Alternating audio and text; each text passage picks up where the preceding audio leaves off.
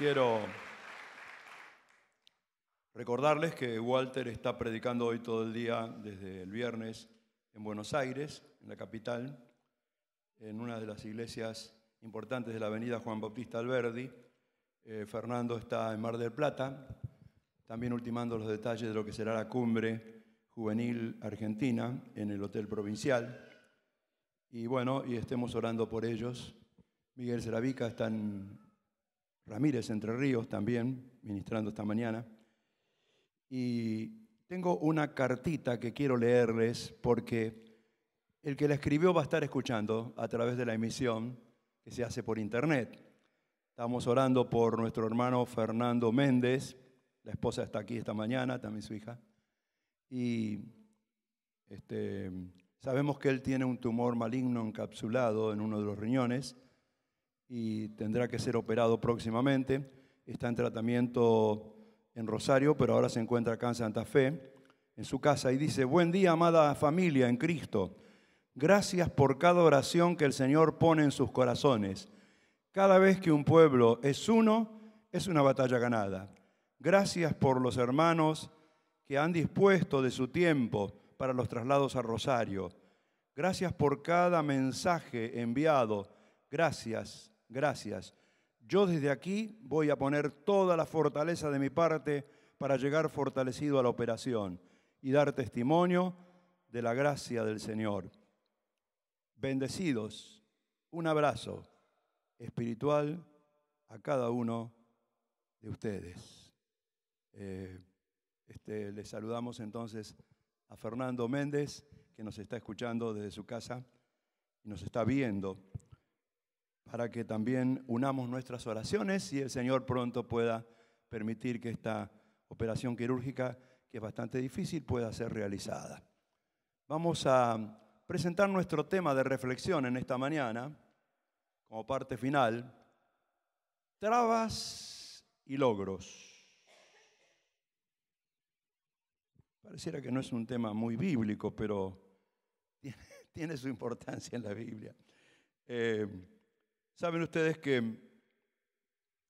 en realidad la vida de las personas oscila en un movimiento pendular entre trabas y logros. Cuando uno recuerda hacia atrás los episodios de su propia vida, vienen al recuerdo frustraciones, cosas que hubieran podido ser y no fueron. También alegrías, éxitos, cosas que alcanzamos. Todo ese bagaje, como se expresaba en uno de los valses de la Guardia Vieja, lágrimas y sonrisas. Todo ese bagaje de lágrimas y sonrisas conforman nuestra experiencia y nuestra trayectoria de vida. Las personas que son negativas solo recuerdan lo mal que pasaron en la niñez. La pobreza, la escasez, los padres que eran demasiado restrictivos, algunas penas de la adolescencia, algunas frustraciones de la juventud. Y por lo general no quieren hablar del pasado porque el pasado de ellos fue malo. Los que son ultra positivos sí recuerdan las cosas buenas de la vida. Y dicen: no me hablen de lo malo, no quiero acordarme cuando falleció mamá, no quiero acordarme de esto, no quiero acordarme de la inundación, no quiero acordarme, no me hablen de esas cosas negativas. Yo solamente quiero hablar de lo bueno. Pero cuando una persona es balanceada y equilibrada y tiene la sensación de la presencia del Espíritu Santo en su vida, aprovecha lo malo y lo bueno de su pasado. San Pablo, escribiendo a los filipenses, decía estas palabras que no voy a proyectar en el panel: quiero que sepan, hermanos, que todo lo que me ha sucedido, tanto bueno como malo, ha redundado, ha servido para que el avance del Evangelio se produjera y yo experimentara en mi vida la fortaleza que viene del Señor. Los que viven en Cristo, los que tienen una vida equilibrada por el poder del Espíritu Santo, hablan de las cosas del pasado sin que les moleste ni les dañe. No están atados al pasado. Dan gracias por el pasado. Pablo decía, doy gracias por cuántas veces estuve preso por causa del Evangelio. Porque esto redundó para que los hermanos cobraran fortaleza y pudieran predicar con más entusiasmo. Por cuántas veces fui azotado. Por cuántas veces padecí naufragios. Por cuántas veces viví en peligros, en viajes solitarios, y cuántas veces estuve entre falsos cristianos que procuraban mi mal y no mi bien. Doy gracias por todas las cosas malas que me pasaron en el pasado. Y doy gracias por todas las cosas buenas, porque todo eso conjuga que las trabas fueron superadas y los logros es lo que hemos capitalizado en nuestra experiencia. Nadie que no haya vivido experiencias negativas tendrá la madurez suficiente para vivir el presente de una manera distinta. Los argentinos tenemos la gran bendición de ser un país de crisis periódicas.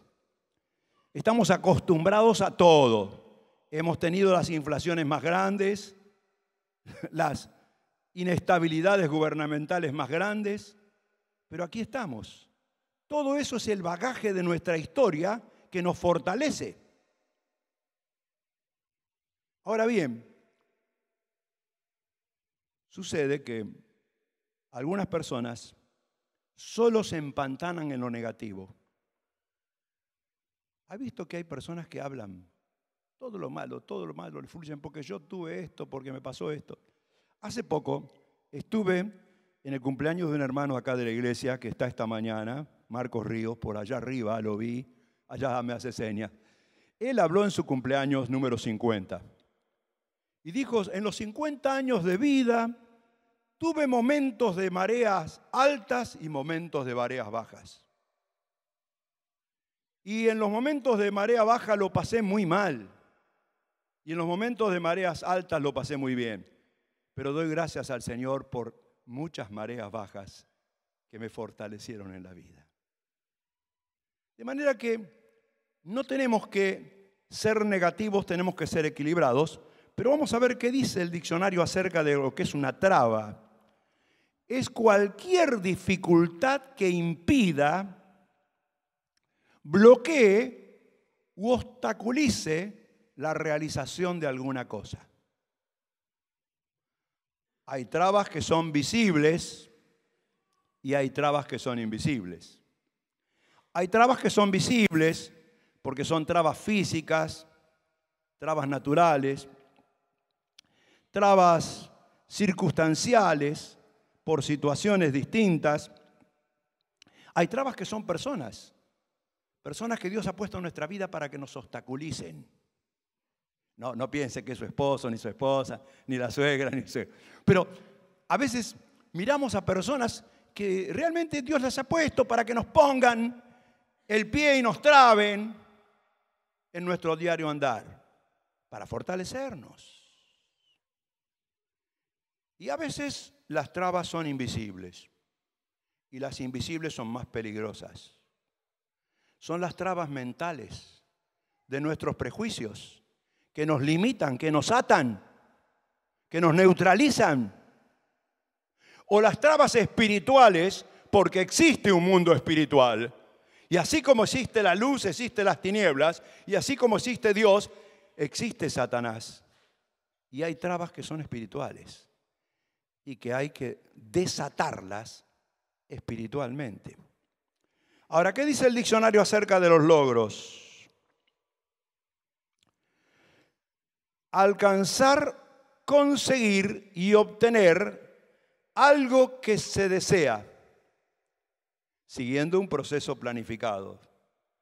En algunos casos el proceso es más largo, en otros casos el proceso es más corto y hasta puede ser que sea instantáneo, pero los logros siempre requieren un esfuerzo y es buscar una meta que se desea, algo que se desea y obtenerlo, alcanzarlo. Ustedes saben que hay una lista grande de logros que a veces nosotros no vemos en nuestra vida que hemos alcanzado. Y también hay muchos logros que están para alcanzar. Debiéramos tener una lista de todo eso. Porque el que vive sin logros para alcanzar es porque ha dejado de soñar. Y el que ha dejado de soñar es porque se ha estancado en la vida. Y no solamente se ha estancado, sino que ha comenzado a envejecer. Y no solamente a envejecer físicamente, sino a envejecer psíquicamente y espiritualmente. Por lo tanto, todos debiéramos tener logros que nos desafíen a la oración. A veces son logros personales, a veces son logros familiares. En mi caso, como pastor, son logros congregacionales que uno quiere alcanzar. Y también, por supuesto, que en la vida nuestra los hay. Yo quisiera leer la Biblia esta mañana y leer un relato, un episodio en la vida del Señor Jesús aquí en la tierra, que no ha sido muy leído, pero que nos habla de una mujer que estaba obstaculizada, trabada, impedida. Y vamos a leerlo en el Evangelio de San Lucas, capítulo 13, verso 10. Lentamente, como me gusta leer la Biblia, dice: un día de reposo, era un día sábado, Jesús estaba enseñando en una sinagoga. No se nos dice de qué localidad, porque había muchas sinagogas en Israel, casi cada pueblo tenía una sinagoga. Jesús recorría los pueblos y las aldeas y un sábado estaba enseñando en una sinagoga. Si él estaba enseñando, estaba en el púlpito de la sinagoga. El púlpito era de madera y tenía una barandilla alrededor. No tenían una Biblia como nosotros tenemos encuadernada, o hoy la tenemos también digitalmente, sino que tenían una barandilla con rollos de la ley. Y seguramente el encargado de la sinagoga escogía un rollo y le daba al que pasaba al frente para hacer la reflexión, que pudiera leerlo y después explicarlo. Jesús estaba enseñando en la sinagoga, por lo tanto estaba en una posición superior a los demás. Podía ver todo lo que estaban allí. Por lo general los hombres se sentaban adelante y las mujeres con los niños detrás. Y allí estaba, entre toda la gente, una mujer.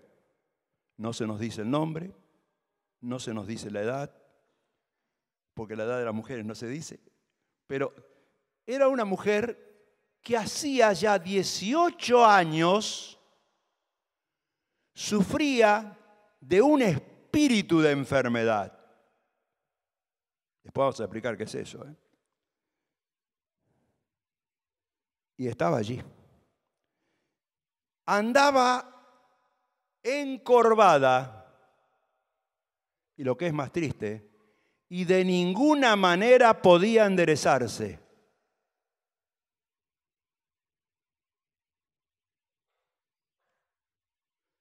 La frase clave: cuando Jesús la vio al mirar sobre la gente, la vio, la identificó. Aunque él seguía hablando a las personas, de repente se detuvo en su enseñanza y la llamó. Y cuando ella se levantó para venir a él, le dijo: mujer, quedas libre de tu enfermedad. Pero no pasó nada. La mujer estaba allí, parada junto a Jesús. Entonces hay una actitud física de Jesús. Dice: y en el mismo instante en que Jesús puso las manos sobre ella, la mujer se enderezó. Y cuando se enderezó, comenzó a glorificar a Dios. Tal vez con palabras de los salmos que fluían de su mente y de su corazón. Pero hubo una reacción. El jefe de la sinagoga, se enojó porque Jesús la había sanado en el día de reposo. Así que le dijo, no a Jesús, a la gente le dijo, hay 6 días en los que se puede trabajar. Para ser sanados vengan en esos días, pero no en el día de reposo. Reprendió a la gente y por indirecta también a la mujer que fue sanada. Entonces el Señor le dijo, sos hipócrita. ¿Acaso cualquiera de ustedes no desata un buey o su asno del pesebre y lo lleva a beber aun cuando sea día de reposo? Y a esta hija de Abraham, que Satanás había tenido atada durante 18 años, ¿no se la habría de liberar aunque hoy sea día de reposo? Y dice que ante estos razonamientos de Jesús, todos sus adversarios en la sinagoga quedaron avergonzados, incluso el jefe de la sinagoga. Pero todo el pueblo se alegraba de las muchas maravillas que él realizaba. Siempre pasaba eso. Los religiosos quedaban confundidos, los que se oponían y argumentaban contra él, pero causaba una gran alegría alrededor. Vamos a analizar un poquito este pasaje hablando de trabas y logros, rápidamente, para que no se me duerma ninguno esta mañana. No sé qué tal descansaron anoche, pero suelen ser las noches cortas de sábado a domingo. Era una mujer impedida. Tal vez pienso que era creyente. Porque si no fuera creyente no hubiera estado en la sinagoga. ¿Qué se hacía en la sinagoga? Se reunían en el nombre de Dios, se cantaban algunos salmos, se leía la palabra, se explicaba y se oraba. Esta mujer tiene que haber tenido fe y tiene que haber sido una asidua concurrente a la sinagoga. No estaba enferma físicamente. Porque si hubiera estado enferma físicamente, tal vez con gimnasia, yendo a un gimnasio o de alguna forma, se hubiera podido enderezar, ¿no? O tal vez, bueno, en aquella época no había operaciones, ni había traumatólogos, que en los quirófanos te podían enderezar o poner una prótesis o algo que la sostuviera. O tal vez un tratamiento progresivo, pero no era una enfermedad física. En realidad tampoco estaba poseída. No era una posesión. Porque ustedes saben que las personas poseídas, cuando una persona en el proceso de Satanás en su vida lo ha logrado cautivar, cautivó su atención, previo paso, logró que hubiera cierta atracción hacia las cosas oscuras, cierta curiosidad. Y luego entonces Satanás comenzó a ponerle trabas, influencia, pensamientos perniciosos. Cuando la persona llega a hacer un pacto con el enemigo, Satanás o los demonios procuran entrar en la vida de esa persona para pensar con su mente, para hablar con su voz, aunque con una voz distinta, y para dominar la voluntad de esa persona. Esa persona que está poseída no posee libertad ni de pensamiento ni de expresión, porque nunca sabe cuál es la reacción del espíritu demoníaco que está dentro de él. Pero ella no era así.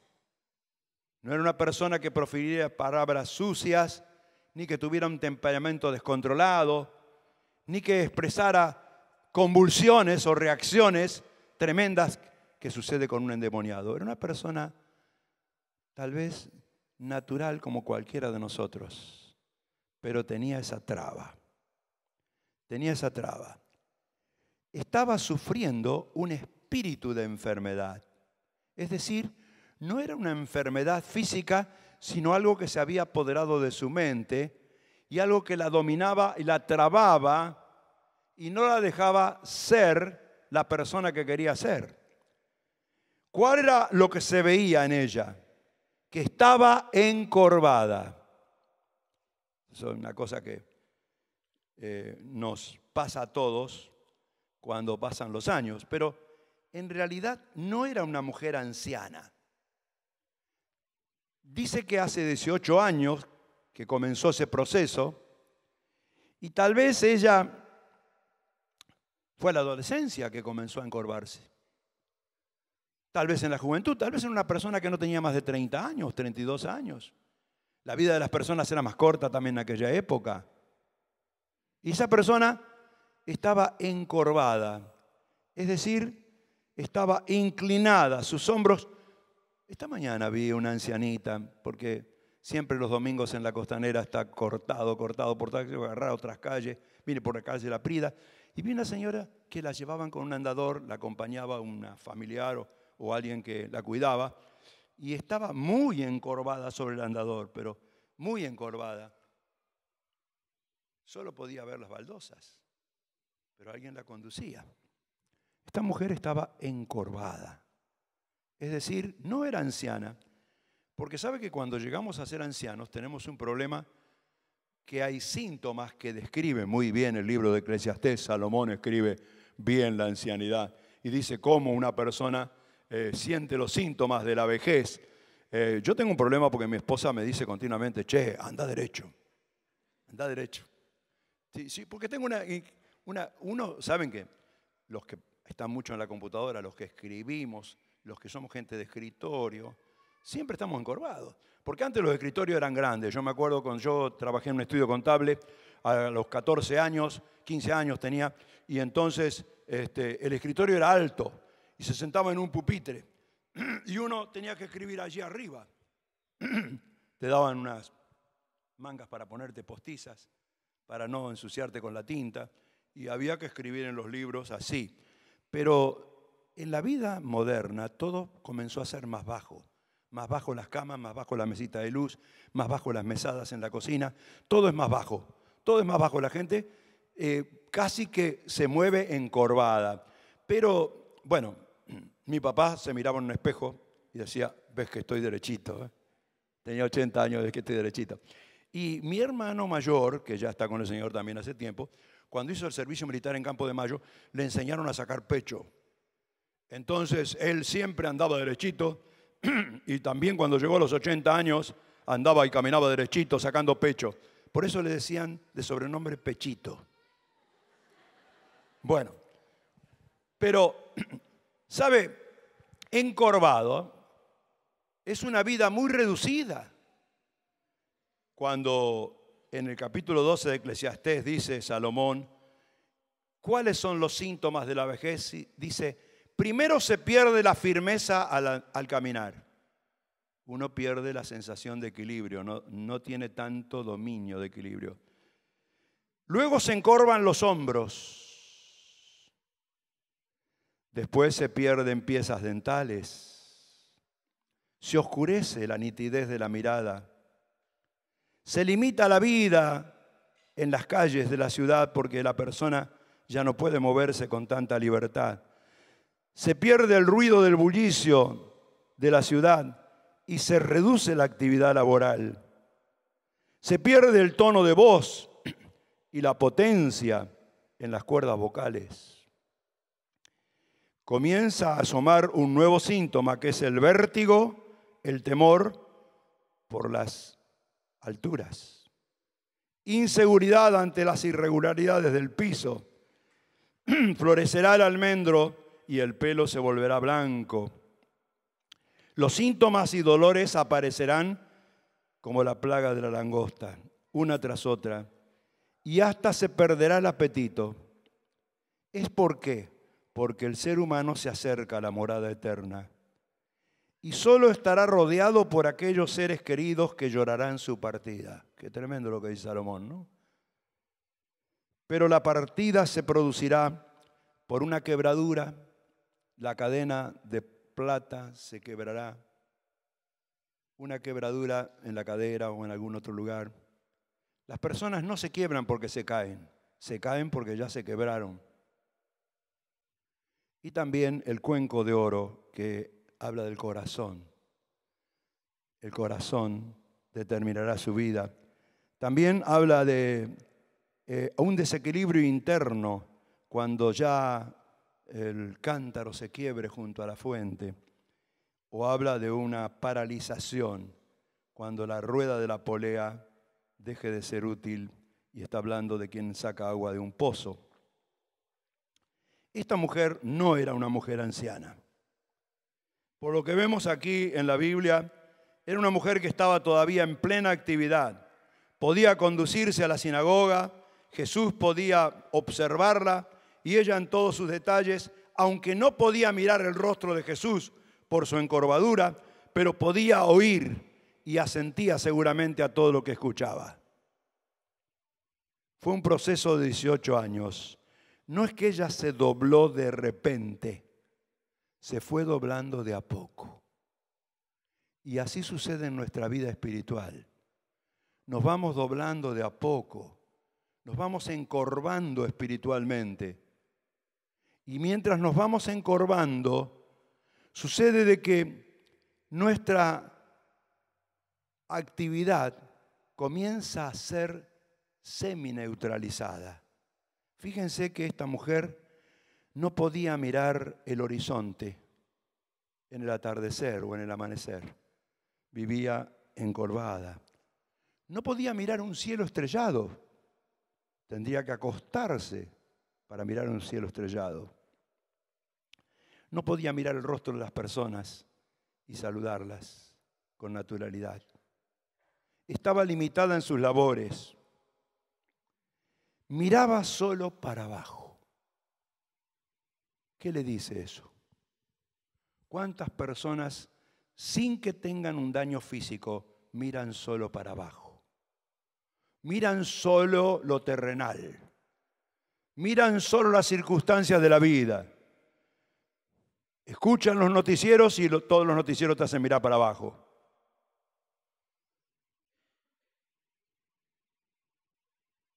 San Pablo decía, no miremos tanto las cosas que se ven, porque las cosas que se ven son pasajeras. Aprendamos a mirar las cosas que no se ven, porque las cosas que no se ven son eternas. Dios es invisible, los ángeles son invisibles, la vida eterna es invisible, la fe es invisible, el amor es invisible, la paz es invisible. Y son las cosas que nos fortalecen en la vida. Ahora bien, no podía enderezarse de ninguna manera. Una cosa es estar encorvado y otra cosa es no poder. Por más que quisiera, no podía.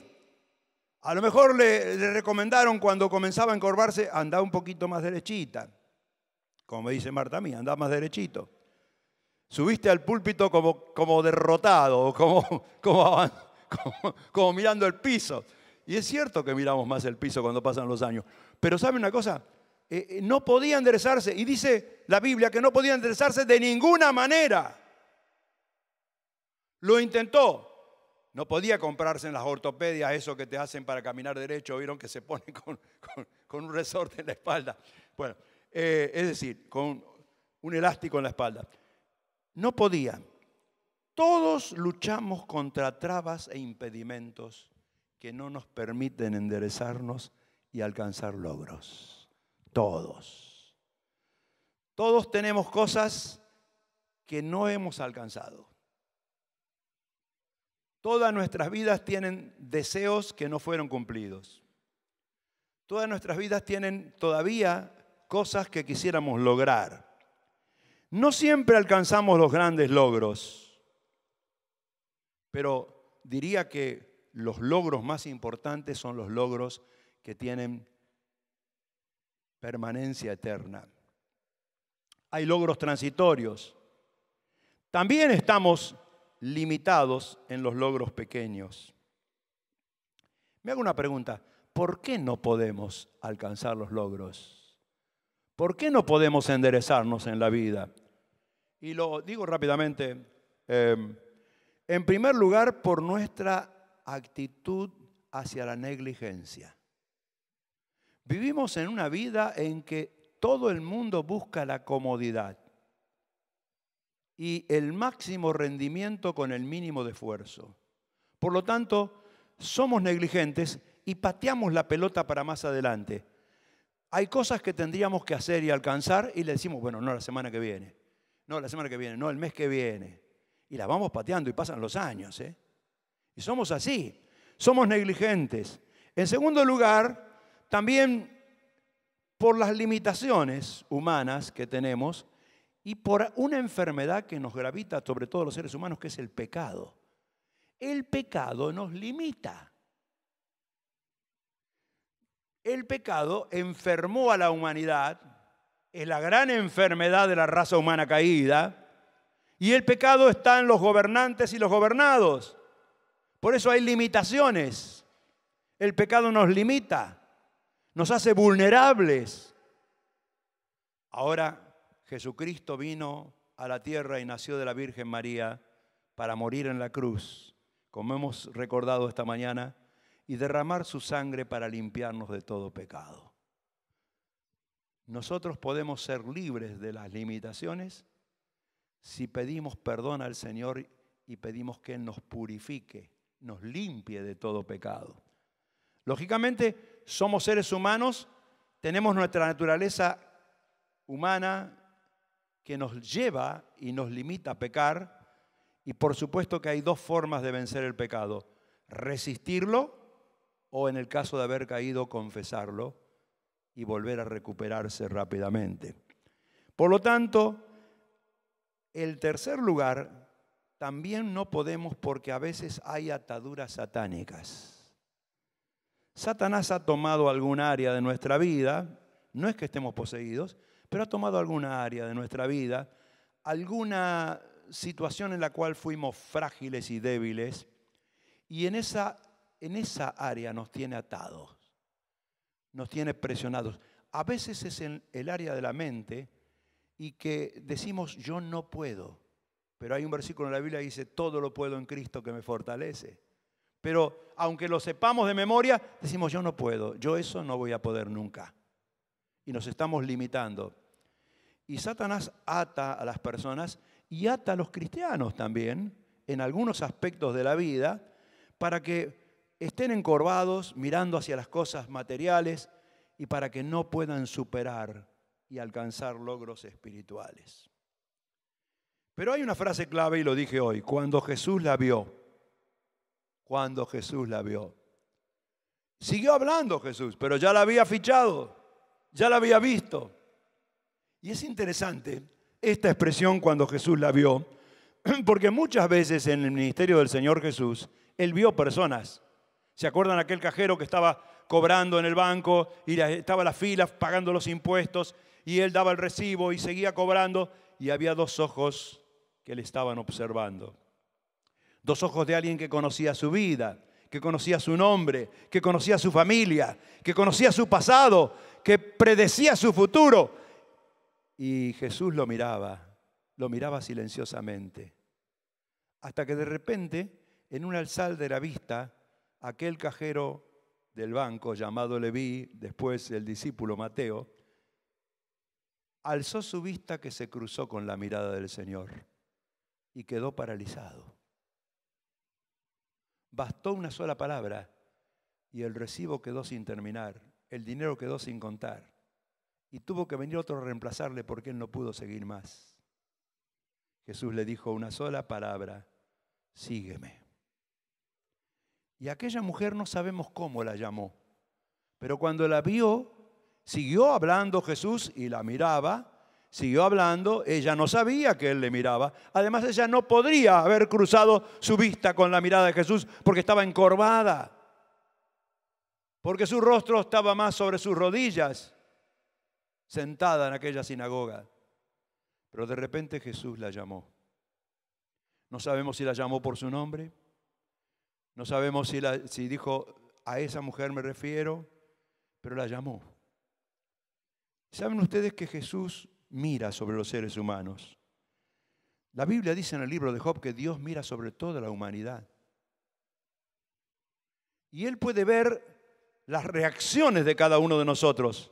Dice, si alguien realmente reconoce su debilidad, su pecado, su inclinación, su desviación hacia el mal y confiesa su pecado, dice, el Señor redime su alma porque está atento, está mirándole. Tal vez en esta mañana, aquí, no sabemos por qué, el Señor esté mirando a alguien. Yo no sé quién puede ser, pero el Señor lo sabe. Tal vez sea alguien que vino por primera vez. Tal vez sea alguien que vino muchas veces. Pero el Señor lo está mirando y le está diciendo, tu vida está trabada y yo te quiero destrabar. La llamó. Y es interesante que Jesús llama a las personas que quiere salvar. Las llama. Dios llama a los grandes profetas del pasado. Moisés, Moisés, quita la sandalia de tus pies, que el lugar que pisas tierra santa es. Y Dios llama. Y tal vez en esta mañana el Señor quiera llamar a alguien. Lo importante es cómo reaccionamos frente al llamado del Señor. Aquella mujer tuvo una actitud de fe. Se levantó. Y encorvada vino a Jesús. Vino a Jesús. Porque nunca la hubiera podido tocar si no hubiera venido. Vino a Jesús. Ella aceptó y vino. En realidad el milagro se produce en nuestra vida cuando aceptamos el llamado del Señor y venimos a Él. Y al instante Él le otorgó la libertad. Él le dijo, mujer, libre eres de tu enfermedad. Pero no pasó nada. A veces cuando nosotros tenemos una actitud de fe y venimos al Señor y oramos, la palabra de Dios nos dice, el que oye y cree la palabra tiene vida eterna y no vendrá condenación, sino que ha pasado de muerte a vida. Pero tal como se fue, como vino, se fue y dice, sí, yo creí, yo acepté a Cristo, Cristo es mi Salvador, pero todavía no está desatada nuestra vida. Hay un instante y la gente dice, ¿le falló a Jesús esto? La declaró libre, pero está encorvada. Ella se enderezó cuando Jesús puso sus manos sobre ella. Y tu vida y mi vida cambian cuando Jesús nos maneja, cuando Él pone su mano sobre nosotros. Cuando Él nos toca. Había una canción que decía, el Señor me tocó, me transformó. En pecado yo vivía, lejos de Dios y en el error. Pero un día Él se acercó y me tocó y me transformó. Entonces, en el momento en que la tocó, fue al instante. Ella se destrabó. Todas sus trabas fueron destruidas y se destrabó físicamente y espiritualmente y se enderezó. Y miró a todos los que estaban allí en la sinagoga. Y miró a Jesús.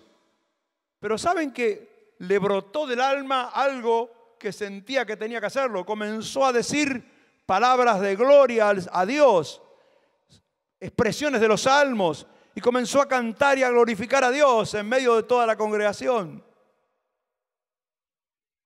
Cuando Dios endereza una vida, cuando Dios nos destraba, cualquier logro es posible, porque todo es posible con Dios.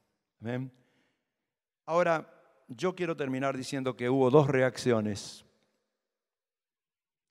La primera reacción fue una reacción negativa. Había alguien que estaba trabado por las letras de la ley. Trabado. Hay personas que están trabadas con la religión, están trabados. La religión los traba.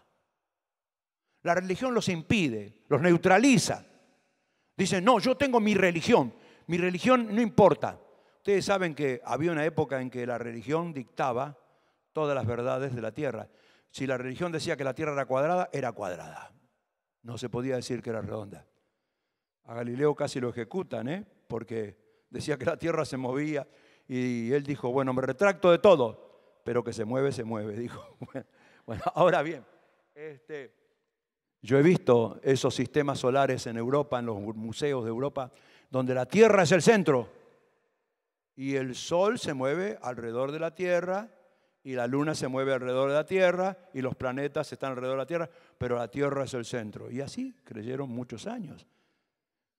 Pero este hombre, el jefe de la sinagoga, estaba tan trabado por la religión. Ustedes saben que los judíos siempre tuvieron un problema con el día de reposo, porque había judíos que eran transgresores y traían sus mercaderías y las vendían y armaban la feria el día de reposo, y entonces eran condenados por la ley porque no se debía hacer ningún trabajo de esfuerzo en el día de reposo, porque la Biblia decía, 6 días trabajarás y harás toda tu obra, pero el 7º día será de reposo para el Señor tu Dios y descansarás. Jesús dijo, no se hizo el sábado para que el hombre lo guarde, no se hizo el sábado sino para beneficio del hombre. El hombre no se hizo para guardar el sábado, sino que el sábado se hizo para que el hombre sea protegido, que pueda tener un día de reposo. Ahora bien, algunos religiosos son tan fanáticos con esto. Recientemente, cuando yo estaba en Israel, por ejemplo, los días sábados, ya el viernes, cuando sale la primera estrella, el sábado, hay 2 ascensores en todos los hoteles que son los ascensores sabáticos. Esos van automáticos y paran en todos los pisos. Es para que la persona no haga el esfuerzo de apretar el botón. Ahí no necesita apretar el botón, abre y va y se baja en el piso que le toca porque para en todos los pisos, de ida y de vuelta. De paso quiero decir que mañana es un día clave en la historia de la humanidad. El pueblo de Israel cumple 70 años. El 14 de mayo de 1948, Golda Meir y Ben Gurión elevaron la bandera azul y blanca con la estrella de David sobre las montañas de Sión, presagiando el tiempo profético final. Y saben que mañana probablemente Estados Unidos va a declarar capital a Jerusalén de Israel, instalando su embajada. Y va a haber una reacción. Siempre que hay una declaración, hay una reacción. Y aquel hombre de la sinagoga reaccionó, pero reaccionó con una actitud negativa, religiosa. Él dijo, reprendiendo a la gente, se enojó mucho y subió al púlpito y dijo, hay 6 días en los cuales se puede trabajar, pero para ser sanados vengan en esos días, pero no en día de reposo. La mujer no había venido para ser sanada, ¿no? Jesús la sanó. Y Jesús replica con otra reacción, una reacción positiva que no muestra la letra de la ley, sino el espíritu de la ley. Y dice, hipócrita, ¿acaso cualquiera de ustedes no desata su buey o su asno del pesebre y lo lleva a beber, aun cuando sea día de reposo? Y esta hija de Abraham, que Satanás había tenido atada durante 18 años, ¿no se le habría de liberar aunque sea día de reposo? Y esto trajo las 2 reacciones también en la gente. Los que eran contrarios a Jesús y el jefe de la sinagoga se sintió avergonzado. Miren, los otros se sintieron alegrados, con mucha alegría al ver las maravillas que Jesús hacía. Hay 2 clases de religiosos, los que se sienten avergonzados y los que se sienten alegres.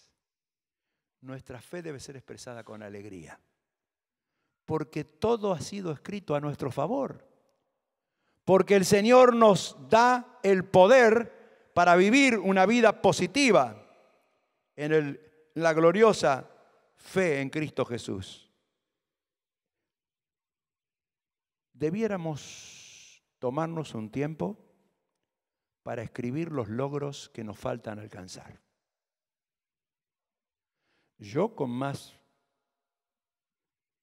celeridad que ustedes porque me queda menos tiempo. Pero ¿saben una cosa? Los logros espirituales son los más importantes. El primer logro que toda persona debe resolver es la seguridad de su salvación. ¿De qué le vale a una persona haber vivido en la tierra si va a dar un salto en las tinieblas y va a ser sumergido en el infierno? La salvación es lo más importante que toda persona debe resolver y debe alcanzar y lograr. Y la salvación es gratuita, es por gracia, es por fe, es solo por recibir a Cristo, es solo por tomar la actitud que tomó aquella mujer. Cuando fue llamada, pasó silenciosamente en un acto de fe. Y tal vez en esta mañana te hace falta un acto de fe. Tal vez otros necesitan lograr bautizarse. Jesús dijo: el que creyere y fuere bautizado. Y están postergando su bautismo. No sé qué cosas les limitan, pero el etíope le dijo a Felipe: yo creo, ¿qué impide que yo sea bautizado? Otros todavía no han logrado integrarse en la comunión de los hermanos en la iglesia. Otros tienen metas de conocimiento que todavía no han alcanzado. No han tomado en serio la Biblia. No están queriendo conocer a Dios, porque el que quiere saber de deporte tiene que leer una revista deportiva. El que quiere saber de política tiene que leer los periódicos o escuchar los noticieros. Pero el que quiere saber de Dios tiene que sumergirse en la Biblia. Y aparte de eso, tal vez otros nunca han alcanzado el logro de poder pensar más allá de sí mismo. Siempre miraron hacia abajo y hacia sí mismo. Y nunca vieron a los demás y decir: yo quisiera pastorear a otros. Yo quisiera hablarles a otros de Jesús y yo quisiera desarrollarlos, discipularlos, velar por ellos, pastorearlos. Hay otras cosas que son personales. Hay cosas que debemos arreglar, que están desarregladas. Miren, dice el proverbio viejo y antiguo: por la negligencia y por la pereza, la gotera aparece en cada lluvia y se daña el techo. Y dice: no, antes de la próxima lluvia la voy a arreglar. Yo una vez entré en una casa que tenía un olor nauseabundo. Y el olor nauseabundo venía del patio. Y entonces, en mi curiosidad, salimos al patio y todo. Y yo detecté rápidamente lo que la dueña de casa no había detectado. Que había un jarro, un hervidor antiguo, con agua y con lentejas que habían sido puestas al remojo hace varios meses. Pero uno se acostumbra a eso. Y habrá dicho: voy a limpiar el jarro, voy a tirar eso porque ya no lo voy a hacer. Pero no lo hacía. Entonces, ¿cuántas cosas tenemos que arreglar en nuestra vida? ¿Cuánto tenemos que resolver? Y los tenemos allí pendientes. Hay trámites que debemos terminar. Cuando predicó el pastor González aquí en la iglesia, dijo, me acuerdo de Buenos Aires: nunca empieces algo nuevo si no terminaste lo anterior. Y tenemos muchas cosas empezadas sin terminar. En realidad es un proceso de pensar, sentarnos a pensar, analizar, orar y planificar. Y después de planificar, orar y ejecutar. Porque también necesitamos orar para enderezarnos y ejecutar. Pero hermanos, yo les desafío: tomen un papel y escriban cuántas cosas tienen pendientes. El Señor nos ha puesto para lograr y no para vivir trabados. No para mirar sin poder enderezarnos y ver el horizonte, el futuro, el camino que nos tiene por delante. Yo quisiera que oremos por eso en esta mañana. Mientras el coro viene aquí para la parte final de esta canción que vamos a cantar, que todo lo que Dios hace es para siempre. Yo les invito a que se pongan de pie. Vamos a orar.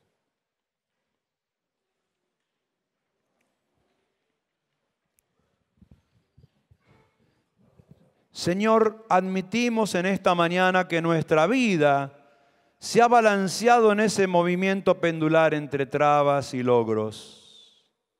Queremos darte gracias, Señor, por todas las cosas que nos has permitido lograr en la vida.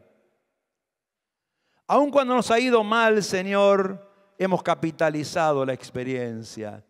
Señor, te damos gracias por las cosas buenas y las cosas malas que han pasado en nuestra vida. Te damos gracias porque todo tú lo has permitido para bien. Y queremos, Señor, ahora ser conscientes de que tú quieres más en nuestra vida. Quieres nuevos logros que podamos alcanzar, Señor. Y te pedimos que nos destrabes, Señor. Te pedimos que nos endereces, Señor. Que no vivamos una vida espiritual encorvada, limitada, semineutralizada, Señor. Te suplicamos de todo corazón, Padre, que nos mires, que nos llames, que al estar delante de ti digas la palabra que desata los nudos, la palabra que destraba las situaciones, y pongas tus manos sobre nosotros para que podamos alcanzar esos logros, Señor. Sobre todo te lo pedimos para aquellos que no han logrado todavía la seguridad y la certeza de la salvación. Señor, ayúdalos en esta mañana, que ellos puedan ahora mismo, como fue instantáneo en aquel momento en que Jesús puso las manos sobre aquella mujer, abrir su corazón y decir: Señor, creo en ti. Señor, perdona mis pecados. Señor, límpiame con tu sangre preciosa. Quiero ser una persona nueva. Quiero ser una persona feliz. Quiero ser una persona que camina enderezada, Señor, y que puede mirar hacia arriba, que puede mirar a los demás. Te lo suplicamos, Señor, de todo corazón, y ponemos nuestra vida en tus manos, en el nombre del Señor Jesús. Amén, amén.